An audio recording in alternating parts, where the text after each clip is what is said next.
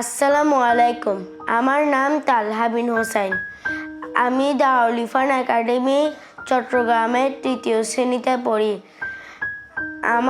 আমার প্রথম রোজার অভিজ্ঞতা আমি আপনাদেরকে বলতে চাই। আমার প্রথম রোজার অভিজ্ঞতা হলো, আমার অনেক রোজা রাখার শখ, আর আমাকে কেউ ডাকে না। কিন্তু আমি একদিন আম্মুকে বললাম, আম্মু তোমরা যদি আমাকে না ডাকো আমি সেহিনে না খেয়ে রোজা রাখবো। আম্মু বললো, আচ্ছা আমি তোমাকে ডেকে দেব।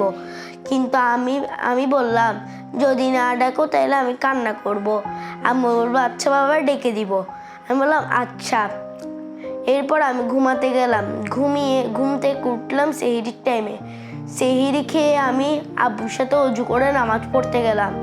নামাজ পড়ে এসে আমি একটু ঘুমালাম। এরপরে আমি উঠে একটু করে পড়াশোনা করে কিছুক্ষণ হাঁটাহাঁটি করে জোহরের নামাজ পড়তে গেলাম। জোহরের নামাজ পড়ে এসে খেলাধুলা গল্পগুজব এসব করে আবার আসরের নামাজ পড়তে গেলাম।